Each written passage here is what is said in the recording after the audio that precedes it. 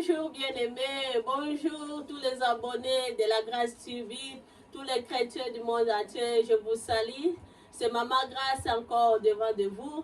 Nous sommes là dans notre émission Ma vie chrétienne et nous avons notre invité aujourd'hui qui est le serviteur de Dieu.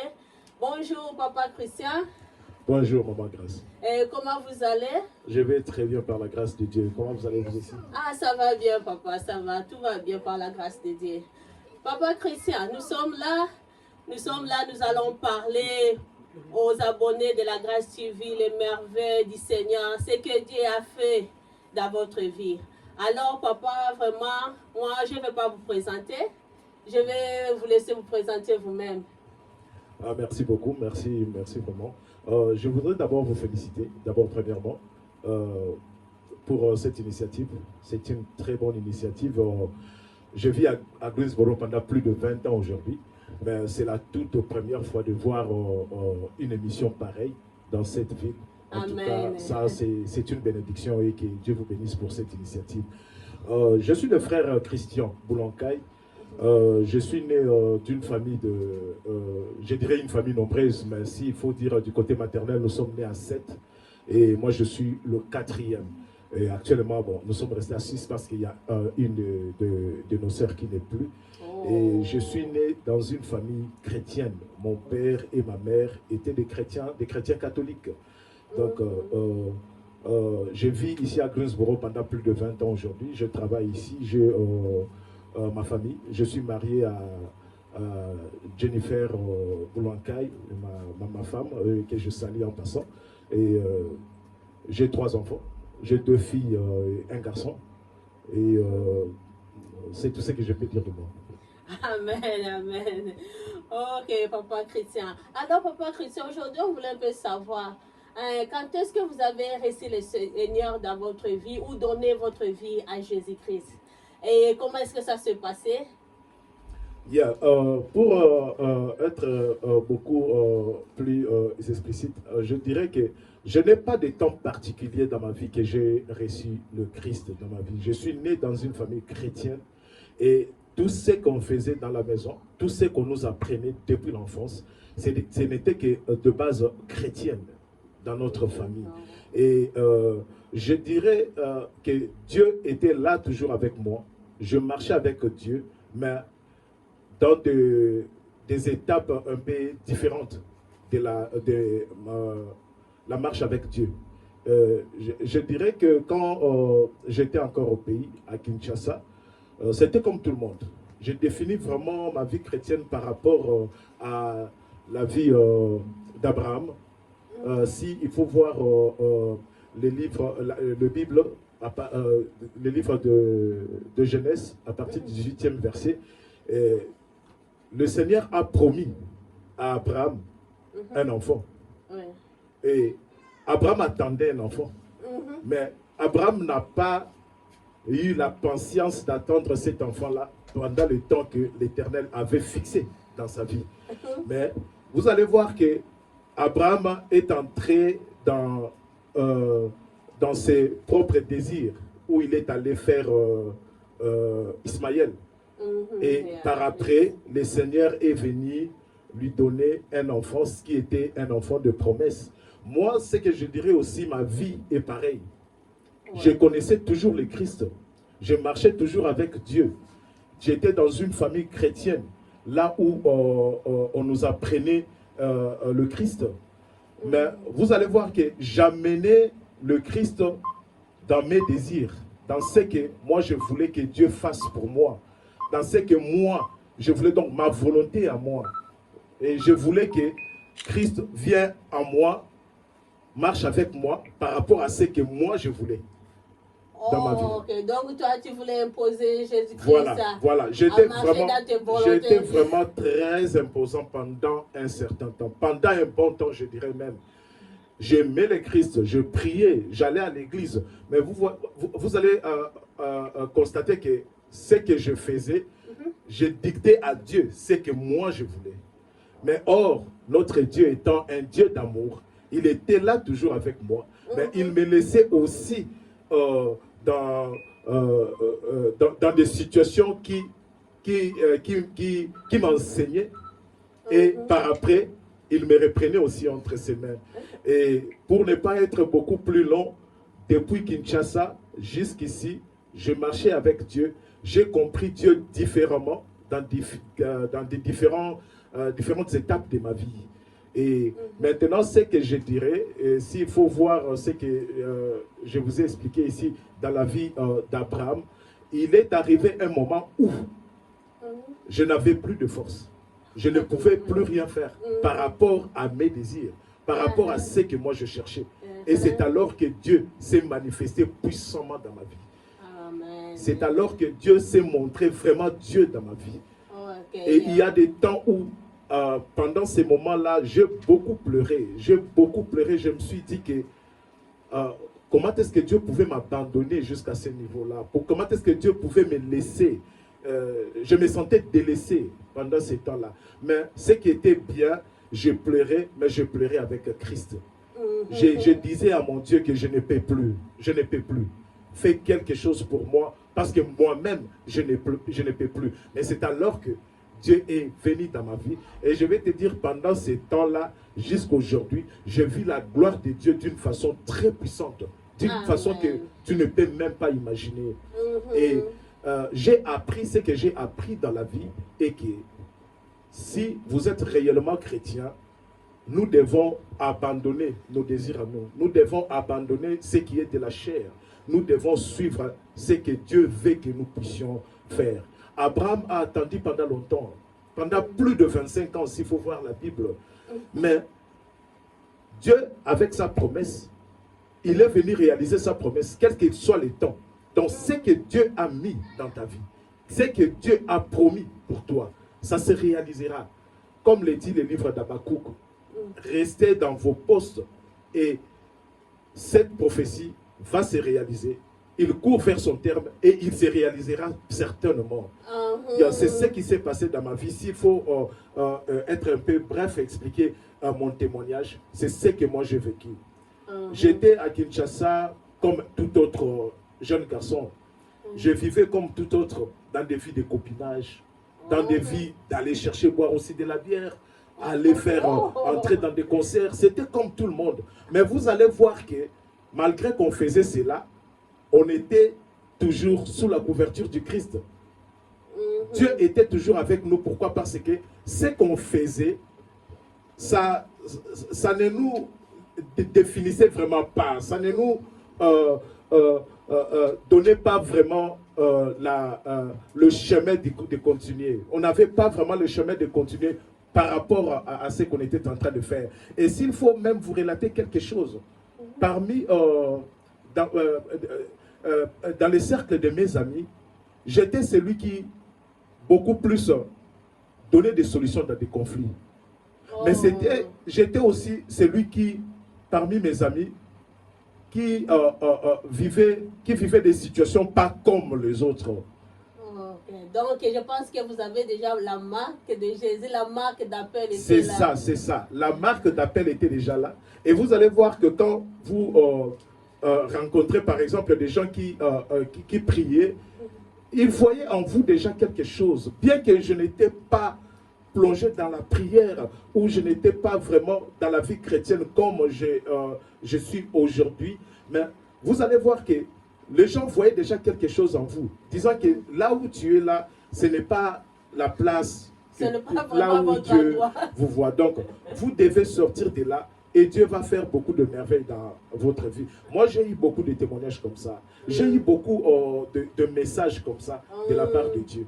Et jusqu'à aujourd'hui, je crois, pour être beaucoup plus, pour être bref, pour ne pas prendre beaucoup de temps. Ça, Papa Christian, nous avons le temps. Prenez votre temps. C'est vraiment, c'est ce que Dieu a fait dans ma vie. Et quand je mettais mes désirs à moi, premièrement, quand je marchais avec Dieu, j'appelais Dieu et viens, moi je vais ça. Moi je vais marcher comme ça. Et même dans mes prières, je dictais à Dieu ce que je veux. Seigneur, moi je veux ceci, moi je veux cela, moi je veux comme ça. Mais vous allez voir que ça, ce n'était pas le plan que Dieu avait pour moi. Là, vous prenez Dieu comme votre garçon de moi je suis venu de là. Je ne vais pas mentir, je suis venu de là. Mais aujourd'hui, pour vous dire vrai, Je suis arrivé à un moment où Dieu m'a beaucoup enseigné et il m'a amené quelque part où je comprends que dans la vie, et surtout dans la vie chrétienne, il ne faut pas même forcer. Yeah. On essaye, on prie, on essaye, mais quand Dieu n'ouvre pas la porte, ce n'est pas la fin. Et ce ne veut pas dire que vous n'allez pas passer par là. Non. Mais ce que j'ai compris aussi, notre Dieu travaille par rapport au temps. Ouais. Et la notion de temps chez Dieu est très importante. Très importante plutôt. Et voir même, comme je vous ai parlé de ces livres de Genèse 18, s'il faut bien lire ces passages-là, vous allez voir que Abraham avait une promesse de Dieu. Mais quand la promesse tardait, Abraham est allé chercher de lui-même pour se satisfaire de lui-même. Mais or, l'homme ne peut pas se satisfaire de lui-même. Quand l'homme se satisfait de lui-même, l'homme se tue. Il y a toujours les insuffisances. Il y a toujours des insuffisances, il y a toujours des problèmes. Et comme nous ne sommes pas de Dieu, nous sommes de mini-dieux, je dirais, mais pas de Dieu, mais il n'y a que Dieu lui-même qui peut te faire marcher. Il n'y a que Dieu lui-même qui peut te donner la vie. Il n'y a que Dieu lui-même qui peut te guérir. Pourquoi? Parce qu'il te connaît de plus que toute chose. Et il connaît ce qu'il a mis en toi. Et ce que toi tu peux faire, c'est avoir confiance en ces dieux-là et prier ces dieux-là et reste à ton poste. Et il viendra certainement. Et c'est que j'ai comme témoignage aujourd'hui, et c'est que j'enseigne beaucoup plus aujourd'hui aux autres, et que Dieu est avec toi. Quel que soit ce que tu vis, Dieu est avec toi. Dieu ne te délaissera jamais. C'est ce que je peux dire pour être un peu bref par rapport à mon témoignage. Amen, amen, Papa Chrétien. Merci beaucoup. Dieu est toujours là. Il est là, bien-aimé. Malgré que tu pleures, tu as des problèmes. Papa Chrétien nous dit aujourd'hui que Dieu est là, bien-aimé. Il est là avec toi.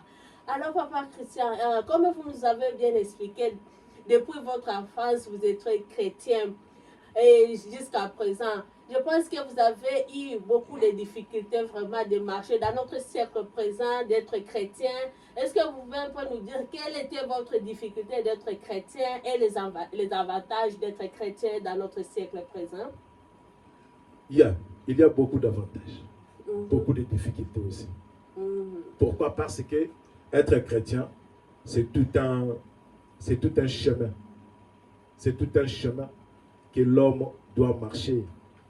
Et dans ces chemins, il y a beaucoup d'embûches. Beaucoup d'embûches.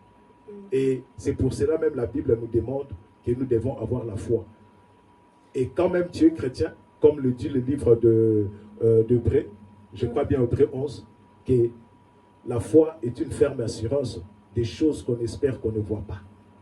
Mais or, sans la foi, on ne peut pas plaire à notre Dieu. Donc, quand vous approchez d'abord votre Dieu, dans la prière, vous devez d'abord avoir confiance que ce que je suis en train de demander, il va le faire et il accomplira certainement. Il faut avoir d'abord cette assurance-là en vous. Mais or, vous allez voir que ce n'est pas ce que le monde nous montre aujourd'hui. Est-ce qu'on peut avoir quelques exemples? Le monde nous montre plein de problèmes. Le monde nous montre des choses que nous ne pouvons pas saisir. Le monde nous montre la mort devant nous. Mais or, pour avoir cette foi-là, il faut être dans la prière. Il faut donner beaucoup de temps dans la prière. Il faut donner beaucoup de temps dans la parole de la Bible. Ce que dit la Bible pour nous aujourd'hui. Mais or, vous allez voir que ce monde est devenu trop busy, comme nous disons ici en Amérique aujourd'hui. Trop busy. Il y a des temps où nous faillissons aussi. Il y a des temps où nous n'arrivons pas à répondre à tous ces engagements-là. Et il y a des moments de faiblesse. Et dans ces moments de faiblesse-là, quand tu n'as pas vraiment de support près de toi, surtout de support de la famille, de support des amis, pour que tu puisses te relever et continuer le chemin, je crois que c'est là où nous trouvons parfois la mort. C'est là où aussi même le païen se moque des chrétiens disant qu'il était chrétien. Voilà là où il est aujourd'hui. Ça, ce sont des difficultés que nous trouvons dans la vie chrétienne. Là, c'est une réalité. Personne ne peut les nier. Nous ne sommes pas des saints. Nous ne sommes pas des saints. Nous sommes des hommes et nous essayons de suivre les Christ. Et pourquoi? Parce que je vais te dire aujourd'hui, maman, Grâce, si ce monde était rempli de gens qui étaient justes, il n'y a pas de raison d'être de Jésus-Christ dans ce monde. Jésus-Christ n'allait pas venir dans ce monde. Mais Jésus-Christ est venu pour des gens. Moi, je dirais des gens comme moi. Moi, je le dis toujours, je suis pécheur. Quand je prie, je dis toujours à mon Dieu que je suis réellement pécheur. Mais moi, je cherche ta grâce, rien que ta grâce. Et ce n'est que la grâce de Dieu qui nous amène vers le chemin qu'il faut. Ce n'est que cette grâce-là. Et nous devons toujours rechercher cette grâce-là. Et Jésus-Christ est venu pour nous donner cette grâce-là. Dans le jardin d'Éden, l'homme a péché. Et le péché de l'homme a amené la mort. Parce qu'aujourd'hui, nous ne comprenons pas certains concepts. Dieu n'a pas créé la mort. La mort n'a pas été créée par Dieu. La mort est venue comme conséquence de la désobéissance de l'homme. L'homme a désobéi. Et c'est pour cela que la Bible nous dit aujourd'hui que le salaire du péché, c'est la mort. Et quand l'homme a désobéi dans le jardin d'Éden, et l'homme n'avait plus la gloire de Dieu, l'homme devait sortir du jardin. Mais Dieu, toujours par son amour, qu'est-ce qu'il a fait? Il a couvert l'homme de feuilles. Et cette image-là, ça montre que, bien que tu as péché, mais moi, je te garde toujours. Je te donne toujours. Je te donne toujours ma grâce sur toi. Et ça, c'est la bonté de Dieu. Il y a des fois, quand je suis down, je regarde seulement le bienfait de Dieu. Le bienfait de Dieu. Dieu a beaucoup de bienfaits dans la vie des hommes qui parfois, quand nous manquons certaines choses que nous cherchons dans ce monde, nous croyons que Dieu n'existe pas. Il faut voir la bonté de Dieu dans la Bible. On a désobéi, mais il a encore couvert l'homme de sa grâce. Mais tout ce que Dieu fait aujourd'hui dans la vie de l'homme, Dieu ne recherche que l'homme pour qu'il puisse revenir à lui. Tout ce que nous vivons, même dans le moment de malheur, même dans le moment de souffrance, même dans le moment où nous ne pouvons plus rien, Dieu laisse ces situations-là dans nos vies. Pourquoi? Parce qu'il veut que nous puissions revenir à lui. Amen. Donc, nous devons comprendre cela et que les situations que nous trouvons, que nous rencontrons dans ce monde ne peuvent pas nous empêcher de glorifier notre Dieu. Non, rien ne peut empêcher à l'homme de glorifier Dieu. Pourquoi? Parce que l'homme est l'expression de l'amour de Dieu. Amen. L'homme est l'expression de l'amour de Dieu. Tu peux aujourd'hui être là où tu es, manquant tout ce qui est de ce monde, des plaisirs de ce monde ou encore de vivre de ce monde, mais aussi longtemps que tes narines peuvent aspirer l'air de ce monde et tes poumons peuvent répondre à cela et que tu vis, il y a la bonté de Dieu dans ta vie. Il y a la bonté de Dieu dans ta vie. Mais c'est parce que l'homme aujourd'hui, nous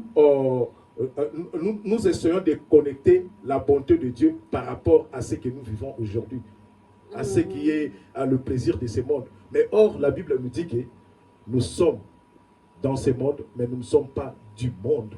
Amen.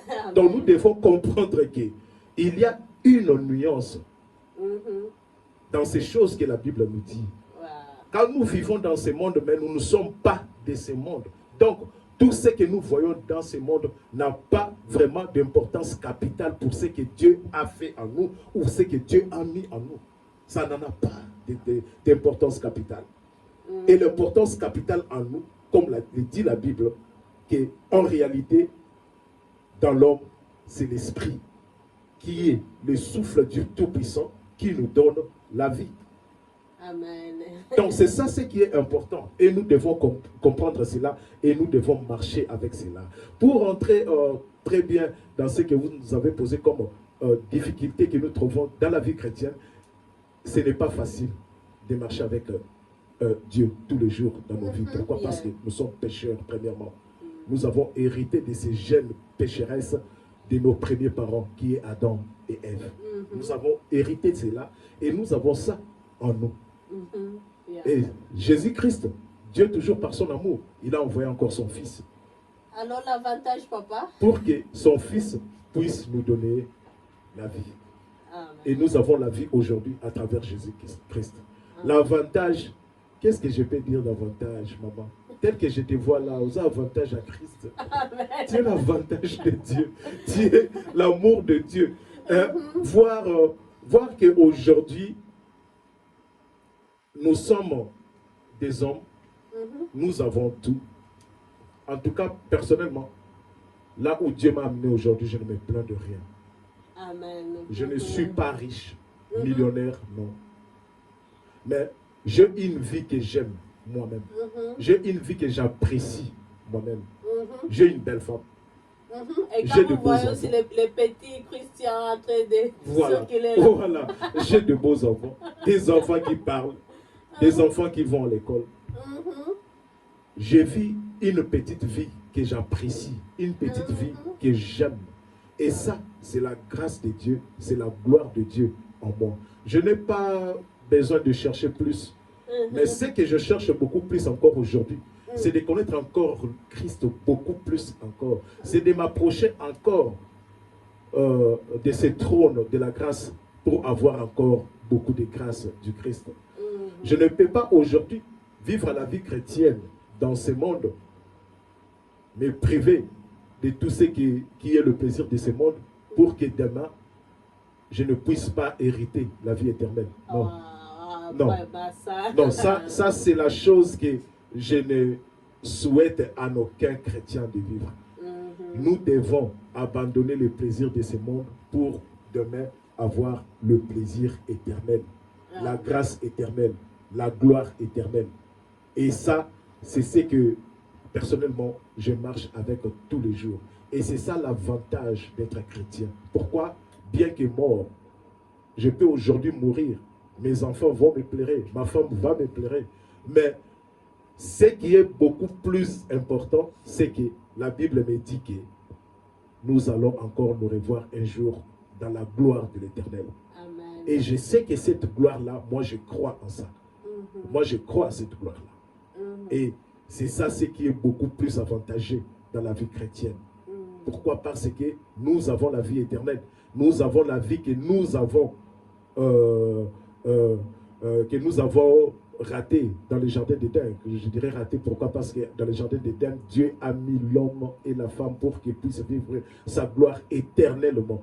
Mais c'est la mort qui est entrée par rapport à la désobéissance de l'homme et de la femme qui a amené cette mort. Et cette mort-là nous a aujourd'hui amené dans la perdition. Et cette perdition-là, comme Dieu est toujours amour, il nous a encore envoyé Christ qui nous a donné la vie. Et moi, je crois en Christ. Et je sais qu'avec le Christ, nous avons la vie. Et nous vivrons. Amen. Merci beaucoup, Papa Chrétien. Papa Chrétien, j'ai encore une autre question à vous demander. Je voulais un peu que vous puissiez nous donner une autre témoignage. Je voulais savoir au moins peut-être 3 problèmes à 2 difficultés que vous étiez en train de traverser et vous avez prié ou gêné, tout ce que vous avez fait, et par la prière, par des jeûnes, et le Seigneur vous a fait grâce de vous en sortir dans ce problème-là. Ok. Bon, je dirais pour vous dire de ce que j'ai vécu récemment dans ma vie. J'étais d'abord premièrement marié à une femme de ma volonté. Amen. À une femme de ma volonté. C'est que moi, je cherchais, c'est que moi, je voulais.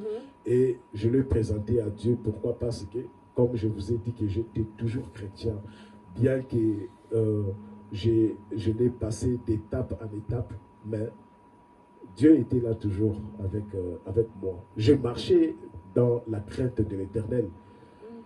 Mais il s'est arrivé un certain moment où j'étais ici, je cherchais à ce que je puisse l'amener ici, là où moi j'étais, pour qu'on puisse vivre ici. Mais à chaque fois que je faisais quelque chose, je n'avais pas de résultat. J'ai vraiment dépensé beaucoup d'argent, des sommes colossales que j'ai dépensées. Mais je n'ai rien eu. Pour faire amener la femme. Il y a pour Donc, faire votre voyager. ex. Pour faire voyager. Bon, je dirais un ex, pourquoi? Parce que je l'ai réellement marié. Ce n'était pas une copine. Oh. Ce n'était pas une copine, c'était une femme. Wow. Moi, je l'ai marié, je l'ai doté, j'ai donné tout dans sa famille. J'ai donné toute la dot dans sa famille. Et je devais normalement la faire voyager de l'Afrique jusqu'ici. Mais il y avait vraiment un grand miracle, je dirais. Pourquoi? Parce que ce n'était pas l'argent qui me manquait. L'argent, je l'avais. Ouais. Beaucoup même, pour dire vrai. Je l'avais. Beaucoup même. Et ce n'était pas l'argent qui manquait. Pourquoi? Parce que à chaque instant que on me disait que il y a un chemin par ici, vous pouvez mettre de l'argent et que vous pouvez payer de l'argent et que à travers cette affaire-là, votre réforme va arriver. Il y a des gens aussi, je voyais aussi des gens qui arrivaient en prêtant ces chemins-là. Mais quand moi je mettais mon argent là, il n'y avait pas de résultat. Et c'était, je vivais comme ça, je ne dirais pas seulement avec elle, mais il y a eu un moment dans ma vie comme ça, où tout ce que j'ai touché, rien n'est prospéré. J'avais de l'argent, oui, je travaillais très bien, je travaillais quelque part très bien, et je gagnais beaucoup, mais je n'arrivais pas à faire quelque chose avec cet argent. C'est très très important, bien-aimé. Vous avez compris, Papa Christian nous a dit aujourd'hui qu'il avait l'argent, il avait tout, mais rien ne marchait. Rien ne marchait. Ça c'est compliqué. Je n'arrivais pas à faire quelque chose avec mon argent. Parce que nous pensons qu'avec l'argent, nous pouvons avoir tout ce que nous voulons. Ce n'était pas aussi de l'argent volé ou comment. Je travaillais. Je travaillais, mais je n'arrivais pas à faire quelque chose avec mon argent. Même dans ma famille, vous allez voir, j'essaye peut-être de faire des affaires avec ma famille, mais ça ne tenait pas toujours. Donc, c'était comme s'il y avait une malédiction sur moi. Partout où je mettais mon argent, je ne recevais rien de retour. Et c'était un moment où j'avais beaucoup de troubles dans ma vie. Et même dans ma famille, je n'avais plus de relation avec... je n'avais plus de relation avec personne. Et ici aussi, vous allez voir que même avec des amis, il n'y avait plus de rapprochement. J'étais comme si j'étais seul. Et c'était un moment où Dieu m'a beaucoup enseigné et Dieu m'a beaucoup appris que l'argent n'était pas tout. La famille n'était pas tout. Les amis n'étaient pas tout. Mais ce qui était tout pour moi, c'était le Christ lui-même. Amen. C'était Jésus-Christ. J'ai pleuré beaucoup pendant ces temps-là. J'avais beaucoup de difficultés pendant ces moments-là. Mais jusqu'à ce qu'il est arrivé où, bon, somehow, je ne vais pas aller dans les détails. On a divorcé avec la fille. Je laissais la fille. Bon, je ne l'ai pas laissée parce que j'ai voulu la laisser ou parce qu'elle n'arrivait pas, mais il y a eu une histoire d'infidélité là-dedans. Elle vivait dans la maison, elle est arrivée en Europe, pour être bref, et elle vivait avec un homme en Europe, dans la maison d'un homme en Europe, au moment où moi, j'ai continué. Donc là, c'est entre parenthèses. Et quand je l'ai su, en tout cas, j'étais trop blessé, trop blessé. C'était des moments sombres de ma vie. C'était des moments très sombres de ma vie que je me souviens encore pendant ces temps-là, je n'arrivais même plus à manger. Je n'arrivais même plus à faire quelque chose. C'était vraiment difficile pour moi, très difficile pour moi. Et pour reprendre la vie, en tout cas, je m'étais dit que, en tout cas, il faut oublier, il faut tout oublier. Je vais aller terminer mes études. C'est ce que je m'étais dit dans mon cœur. En tout cas, je vais aller terminer mes études. Tout ce qui est mariage ou comment, en tout cas, ça ne me préoccupe plus pour le moment. Et comme j'étais encore en train de faire ma licence à l'époque, j'ai continué mes études. Et il est arrivé un moment où, pendant ces temps-là, c'est pour cela, je dis toujours que la Bible est une révélation de Dieu. La Bible, c'est la vérité, la parole vraie. La Bible. La Bible. Pourquoi? Parce qu'on dit que quand l'homme pleure, quand l'homme a des difficultés, de grandes difficultés, c'est alors que la bénédiction est à la porte, sans que tu le saches. C'est comme ça que Dieu travaille. C'est comme ça que Dieu agit dans nos vies. Et je suis allé pendant un certain moment en vacances vers New York là-bas. Je me suis dit que bon, parce que j'avais un ami là-bas, je suis allé, un ami, Serge Issa, que je salue en passant aussi. Je suis allé vers chez lui et j'étais chez lui pendant un temps et puis les dimanches, je me suis dit, ok, laisse-moi descendre un peu de l'autre côté pour aller à l'église. Il m'a dit non, restons ici, bon, qu'on puisse rester ensemble, prendre notre temps au lieu d'aller à l'église. À ce moment, je lui ai dit que non, mon frère, j'ai vraiment besoin de Dieu. J'ai vraiment besoin de prier. Laisse-moi y aller et je reviendrai par après. Et je suis allé. Quand je suis allé, c'est alors que c'est dans cette église-là où j'ai retrouvé ma femme.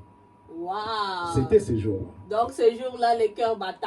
Non, bon, ce n'était pas vraiment, je dirais que le cœur battait, mais c'était un jour où Dieu m'a parlé encore beaucoup plus. Je ne suis pas allé, en tout cas dans ma tête, je n'avais plus cette pensée-là de me remarier encore si tôt. Non. Je m'étais dit que je vais aller terminer mes études.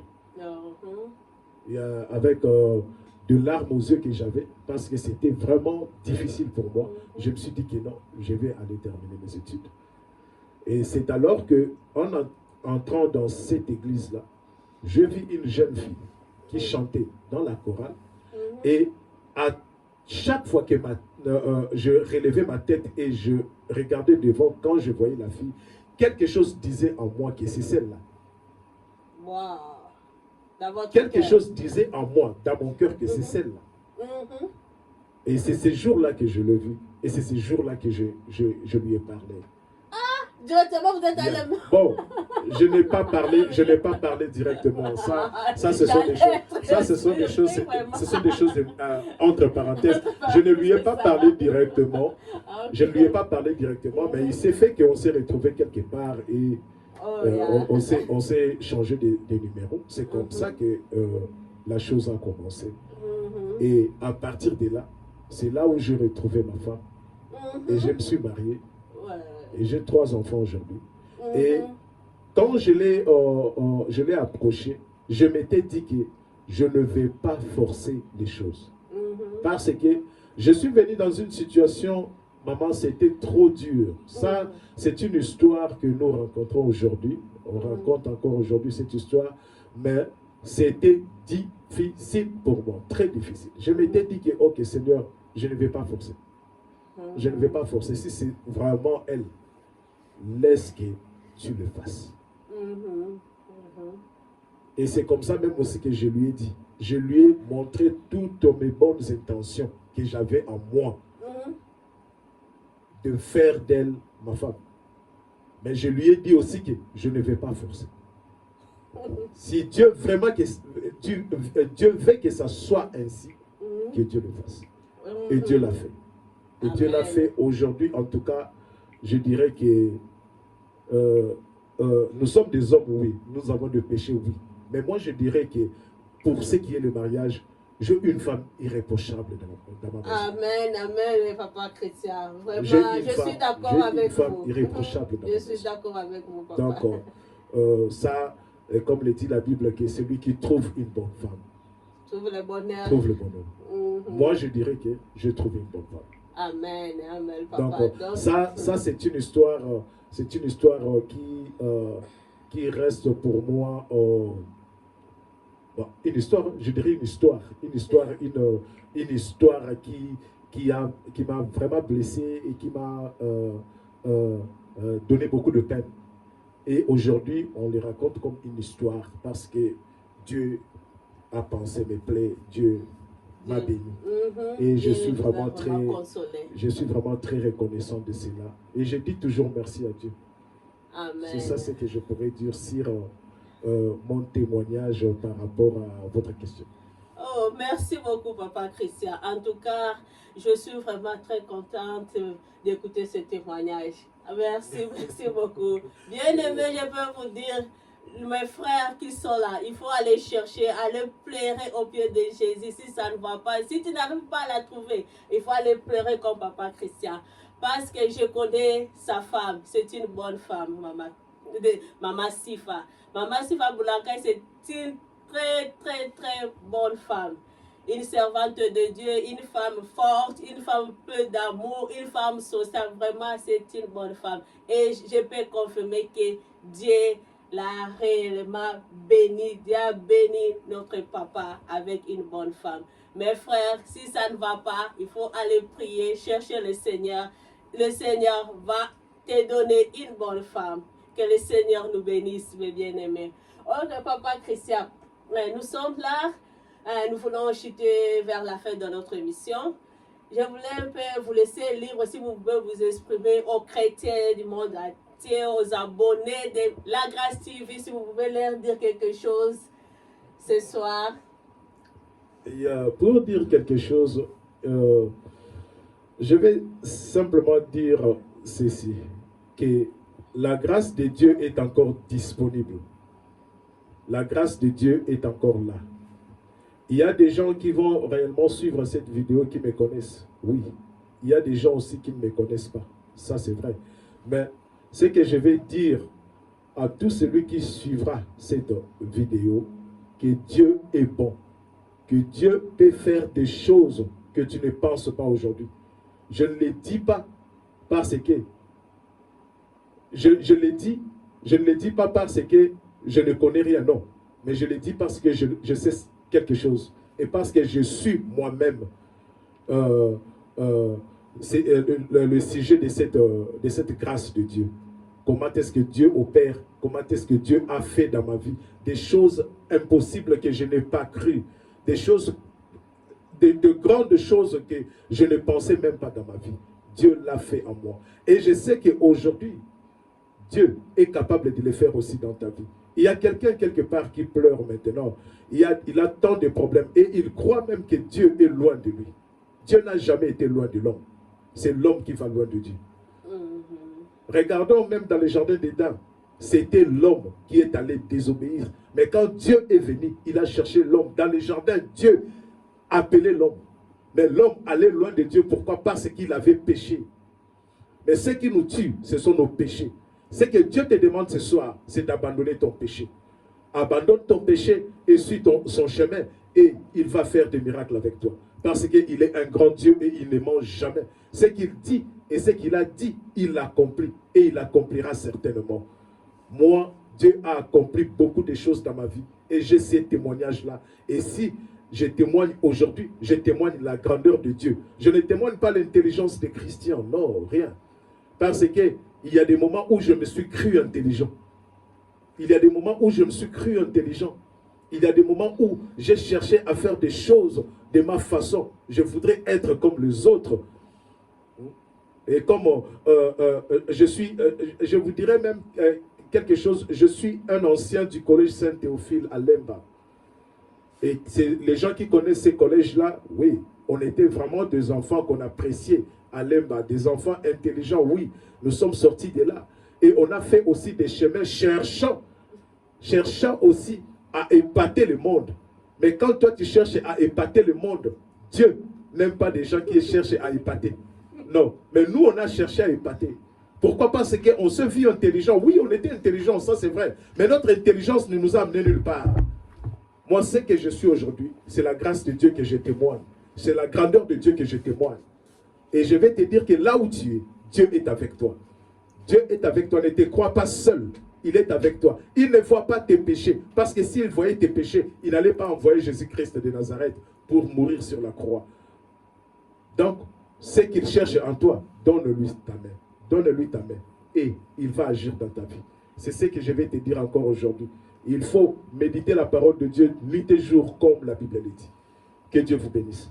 Amen, amen. Merci beaucoup, papa. Merci beaucoup. Papa, nous étions là avec vous. Vous êtes serviteur de Dieu. Nous ne voulons pas vraiment vous laisser comme ça toutefois nous bénir.